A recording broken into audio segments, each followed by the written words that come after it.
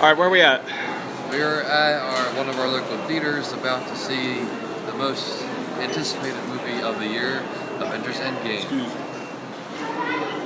Yeah, it shouldn't be too bad. We'll be fine. Yeah, so once we're done, then we'll get back to you. And it'll probably seem like a few seconds, though, because of, It'll be 3 hours for us, yeah, but alright. Yeah, we'll be fine. Hey, guys. Well, now. I don't know if I would say I'm fine. I'm more of a, like... Jesus Christ. I'm disoriented, but in a good way. Yeah, whoa. So, as you know, before we ended that last clip, we were about to see the most anticipated film of 2019, Avengers Endgame. Alright, so... And I can say that it was, like, very anticipated. Yes, I just brightened it up a little, sorry. Oh, my grandma. Yeah, oh, shit, yeah. Mm-hmm. It's like a mirror of us, and also a mirror of all yous. Yeah, it's basically, we're seeing what you're seeing. Believe it or not, Jerry Lewis came up with this. Oh. Yeah, he's the one that, like, came up with the idea that you can, like, have a monitor linked to a camera. Oh, I didn't know that. Yeah, he was a pioneer. Oh. So, I went into this kind of low expectations, to be real with you guys. I kind of did the opposite. I was kind of expecting it to be this, like, huge, like, like, cinematic nuke, which, I can probably say, like, that it was. Yeah, see, the only reason why I went in with low expectations is because I liked Infinity War so much. Mm-hmm. I thought we were going into, like, an Empire Strikes Back, like, leading into Return of the Jedi situation, where it's like, okay, that was a satisfying ending. Mm-hmm. I'm okay with that. I don't get why there was teddy bears in it, but okay. No, Jesus Christ, like, this movie made Infinity War look like a puddle of urine. Yeah. Like, they lopped... Okay, so the first 10 minutes, it's literally, like, I guess, about, like, maybe, like, a week or two after the first... Well, not first movie, but you know what I mean. Actually, well, I have, like, notes here. It actually says that it was 3 weeks after the events of... 3 weeks? Yeah, so we kind of jumped right into it. Like, like, it literally shows you, like, Captain America when he just got done shaving. Yeah. Yeah, which, like, and then also in the first few minutes it shows what it showed in, like, the very first, like, teaser trailer where Tony and Nebula are stranded in like the drifting, like, spacecraft, and it looks like they're about to die, but then what it didn't show in the trailer, should I do a spoiler? Oh yeah, this is, guys, spoilers all up in this. Yes, should probably put that in the description. I'll just put it on the screen like our last video, just so hopefully people are able to see us. But if you guys haven't seen it yet, I don't know why, because it's, again, the most anticipated film of 2019, so hopefully you did see it at least by now, because it's been, what, like a week or a week Oh, it's and a been half? A couple weeks. The directors actually straight up lifted the spoiler ban, so we can talk about what we want. Yeah, so he's got the whole wiki open. Yeah. He's ready to plow. Yeah, I'm ready to, like, jam into your brains. We're gonna stick it down your throat. Yeah. So, they were rescued by Carol Danvers. Captain motherfucking Marvel. Yeah, or actually Marvel. Well, that's the other she one. prefers. Yeah, Marvel. That's her buddy. Yeah. Oh, I think that's why she got the haircut, to look like Marvel. Oh yeah. Also, yeah, like you'll see She later gets in the film. May I speak to your manager, Amy Poehler in Parks and Rec, like, haircut. Yeah, she kind of looks like a real, like, bossy person, like, with that haircut. She's a boss ass bitch. Yeah. I think the Stan Lee barber that gave Thor his haircut gave her the haircut. Yeah. Yeah. And then, you see them, like, she brings them back to Earth and they reunite with the rest of the Avengers. And then, after, like, Tony recovers, that's when you see them start to, like, figure out a plan to see how they can actually find Thanos, and they reverse all the stuff that he did. Mm-hmm. So basically Nebula's like, yo, I know where he posted, and it's like, alright, let's just yeet on him. Yeah. And then they go to the planet, and this is like, what is it, like the first 10 minutes of the movie? Yeah, which you think it's gonna, like, you think it's just all gonna end now. Yeah, but So they get in there. Thanos is living in this like little Shrek hut, Yeah. and like I literally expected to hear somebody, but at least like a he's wearing the same shirt as Shrek too. Like he just Yeah. doesn't have the little vest on over it. But I was just like waiting for like an Alan Silvestri orchestral arrangement of All Star. which I was gonna mention. Like it's one of the great film composers. Like did films like Back to the Future. Oh yeah. So you can see, I'm a fan like of his work. You can see this is just like a little, Yeah, we're time machine, but we it's a little stand busted. Alan Silvestri scores. Yeah. So it's like it's missing like the air vents, but that's just from use. Yeah, forgive the crudeness of the model. Yes, I didn't have a See, what was I gonna say? Oh yeah, so they break in, everyone's holding him down. Thor lops his arm off like he's fucking Darth Vader. He lops Thanos' arm off with the gauntlet, and they turn it over. It's like, oh, the stones are gone. And he's like, yeah, I destroyed them. Yeah. So and Thor just decapitates Thanos, and it's like, all right, cool. And they even said to him, what did you do? And he's like, I went for the head. And it's like, yeah, it's nice, but it's so bittersweet. Yeah. Because it's like, okay, everyone's fucked now. We're just we'll try to speed through it because like the little battery indicator there. Oh shit. Well, I think it's for this phone, not that phone, because Oh. I got two. Okay, but Well, since you mentioned Thor, I'll mention that he's he had too many Twinkies before he turned started into working. Lebowski. Yeah. So, you'll see a very Portly Thor. Yeah, like couch potato Thor. Which, if you remember Thor's friend Volstagg, the Voluminous, it's one of his buddies from his movies. It's the fat guy with the red beard. He kind of looks like that. Mm-hmm. Like he just went full Ray Stevenson with it. Yeah. But the thing, another thing that I wasn't expecting is that this movie is basically can fall into the category of time travel movies. Yes, and they don't go by Back to the Future rules, despite the Alan Silvestri connection. Yeah. Which would have been nice if we heard the theme song. Yeah. I don't know why Ready Player One didn't do that. I don't know. But it goes into Dragon Ball Z rules, which I didn't expect because I feel like that's not a mainstream idea. The idea is essentially you can't change the past. All you're gonna do is create another universe. Yeah, so basically it breaks off into another timeline. Yeah, it's like every time you time travel, just imagine time as a tree trunk, and every alteration you make is another branch. Mm-hmm. So basically, when you go back to your... We're probably butchering this definition, mind you, but That's the whole okay. multiverse concept is fascinating. Yeah, so basically, once you go to the past and you go back to your own timeline, it's still the same. Right. So all you did was just you hit copy, paste, and then you messed with the file a little bit, and then you went back to the regular file. Yeah. So, yeah. And... Take that. Makes no sense. It's like, fuck you. Yeah. But Back to the Future is mentioned by one of them in the film. Yeah, Ant-Man references it frequently. Yeah. It's like, and when Tony figures out how to time travel, he does the... Yeah, it's kind of like a Great Scott moment. It's a non-verbal Great Scott, yeah. Yes. We can jump into just the bare bones of it at this point, I feel. Yeah, so... basically they, figure out time travel. They go back, try to get all the stones before Thanos does, which, I thought was pretty cool because it's like their own individual missions into the past. And Back to the Future Part 2, they go into previous movies from a different perspective. Yeah. And you see other moments that you didn't exactly see in the first movie. So they go back to the first Avengers, and Alexander Pierce is there, played by Robert Redford. He's like he's like Nick Fury's boss, and he's a Nazi secretly, but this is before that's found out. And all of his goons were getting Loki's Mind Stone scepter. Yeah. And so Captain America, in a little reference to that elevator scene in Winter Soldier, which includes KG Beast from Batman v Superman for some reason. Yeah, I'll kill her, that guy. Yeah. Cap whispers Hail Hydra to the dude, and he's like, oh fuck, here, take it. Which is actually a comic reference. Captain America becomes a Hydra agent. Oh. I think it's brainwashing. I didn't read it. It looked like bullshit. But it was bullshit. Yeah. It's almost like Daenerys Targaryen just turns evil for no reason. Can you imagine?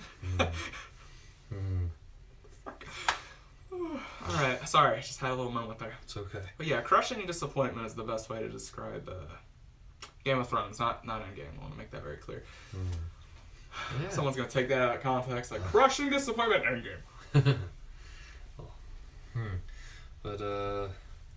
But yeah, so then they get all the stones, and then you'll see that like the only person that is actually capable to operate Tony's Omega Golem, because he makes like his own Gauntlet, is the Hulk, because he's basically at this point made of like radiation, Yeah, or actually gamma rays. He was brought to life by gamma rays, which in our world is an entirely different thing, but we're not going to get into it. Yeah. And so, from what I heard, so Hulk snaps his finger. Professor Hulk, by the way, it's he's from the '90s comics. It's when the Bruce Banner and the Hulk merge into one creature. So he's got the Hulk's body, but it's a little weaker, and then you have Banner's mind. So essentially, you have like the best comparison I make is Beast from X-Men. Like, he's husky, but he's smart.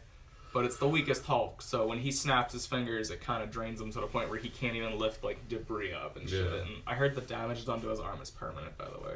Oh. Because his whole, like, he has, like, a Harvey Dent arm now, and, like, a little bit of scars right here. Which is weird, because Hulk usually has a healing ability like Wolverine, but I guess it's cosmic shit, so...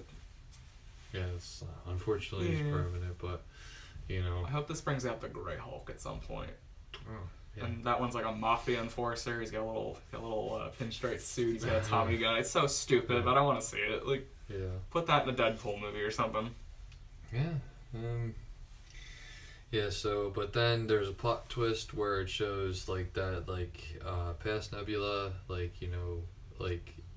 past Nebula and the Nebula of that 2014 universe, and for lack of a better term, our Nebula, their brain is on a cloud-based system.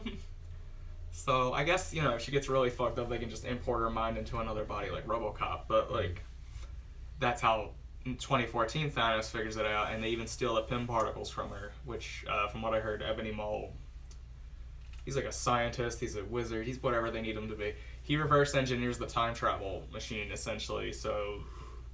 all of 2014 Thanos' forces come into the 2019... Well, actually, no, it's 2023, sorry. It's 5 years after the fact.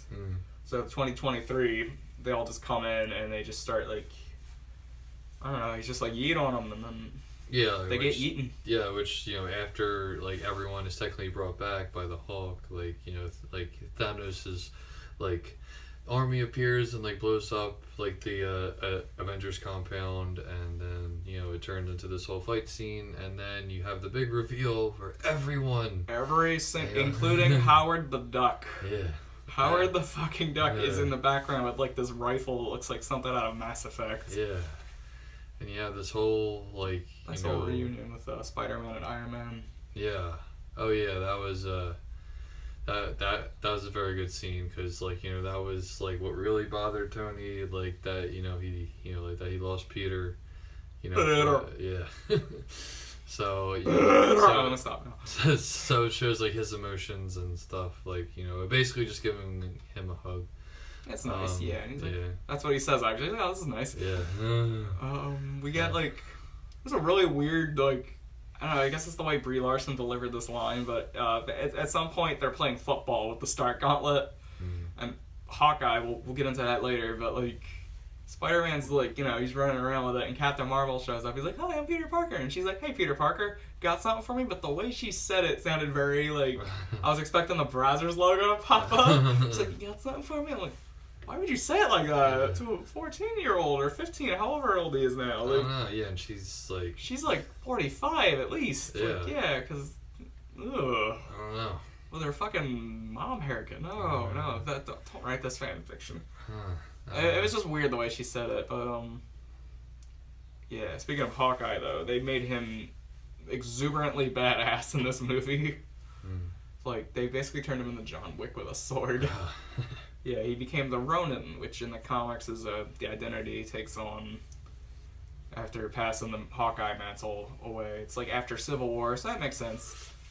And he's basically he's Hawkeye with a sword, but he's a very good sword fighter. The guy he was fighting, for some reason, decided to pick up his katana like a pool cue and start running at him with it, and it's... You don't do that with a sword of that length, so that's why Hawkeye was able to slash him through the stomach, but other than that, though, very cool scene. That was probably obviously the most awaited scene in the movie, is for when they would all come back And then you get to, like the big conclusion where you think like they're still gonna lose again because like Thanos gets a hold of the gauntlet After knocking Captain Marvel the fuck out because they realized, Yeah. wait, she could probably like nuke him. Yeah. So, but which that does happen, but it looked like she was gonna get him, but He grabbed the Power Stone and just yeet. yeah, just like threw her across the whole field. Mm-hmm. And then you see, well, actually earlier in the fight, like Tony asked like Doctor Strange like if this is like the future where they win, and he was like, if I tell you, it won't happen. So he Fuck you, Doctor Strange. Yeah, he's like, what the hell? Fuck you. So, but during the scene where like right after Thanos like yeets like Captain Marvel away. Yeetus Deletus. Yes, like No, he did that in the last movie with the snap. Yeah. Yeah. That's Yeetus Deletus. He just yeeted her. Yeah, and then you see When like he killed Peter, it was Yeetus the fetus because he's just a baby. yeah. So then, but Tony's like right in front of him during that, and then as soon as like Captain Marvel gets yeeted away. Yacht.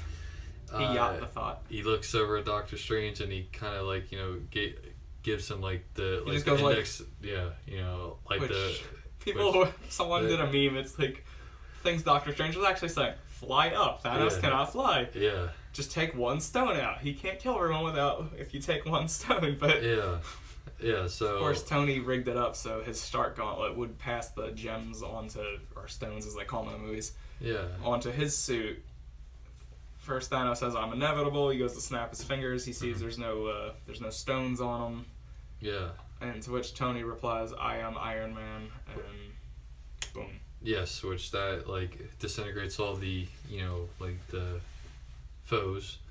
Thoughts. Yes, but which actually I saw in a interview with the directors is that that wasn't originally his line in the script. He was He just gave him a look and then did it, and they Yeah. said it like felt a little hollow, so they went back and did a reshoot. Yeah, it was actually one of the post editors was like gave him the idea of him saying that line, so they actually had to go back and they reshoot all that. Yeah, they did that in like January. They said of this year. So that's it's not as bad as the first like Avengers when they added that shawarma scene after the premiere. So it's like still though it's cutting it pretty close, guys. Yeah. So, so you probably got like the I guess I don't know. I should call it a abridged version. Yeah, we gave you the abridged essentials of the plot. Yeah. Time travel, big old Thanos fight, Captain America wielding Mjolnir, which was really cool. And I like that Thor was like, "I do it," rather than be like, "Oh, he took my hammer." Like, Yeah. Yeah. So we got Thor joining the Guardians of the Galaxy. We have Valkyrie becoming queen of what's left of Asgard, along with Korg and Meek. We got the Falcon becoming the new Captain America, because Captain America decided to pull I don't even know what movie. He pulled a Doctor Who on us with the angel statues. Basically, he took the long way. He went back in time and stayed with Peggy in a different universe, and then he came back to as an old man, and then gave the Falcon his like shield, because I don't know. I feel like the actor who plays Bucky doesn't want any part of that, because he's just like he's just like. Plus, Bucky's like Osama bin Laden in the movies, kind of, so like brainwashed bin Laden. So I can understand not wanting to make him the face of America, especially if like his brainwashing isn't all gone. It's like shaking hands with the president, just like we don't want that. That's not something you need in a Captain America movie. yeah, that's true. But then we also forgot to mention that like Tony does die. Yeah, Tony dies from. Yeah, sorry, we're jumping on a little. Tony, Yeah. the gamma radiation kills him. Yeah. Which in the first Avengers, he says that to Bruce Banner about the Hulk accident. He said that much gamma radiation should have killed you. Yeah. So a little accidental foreshadowing, we'll call it. Yeah, and then we see like kind of like the switch where like Peter sees Tony die instead of like how it was in Vice Infinity versa, War. because in the first movie he was like, Peter! Yeah. No. And then it shows later where they have his funeral at the house where him and Pepper stayed over the 5-year With their daughter, recovery. yeah. And everyone's there, and in the front is Happy Hogan, played by Jon Favreau. He's the director of the first 2 Iron Man movies, so he was like, he began this whole Marvel Cinematic Universe. So. Fuck! Oh, sorry. Time disruption. Yeah, like someone's using the stones again. Oh my god. Oh no. Yeah. Oh god. Yeah. Anyway, Yeah. what were we talking about? Tony's funeral. Yeah. Jon Favreau's there. The kid from Iron Man 3 is there. I think they're setting up Young Avengers. No.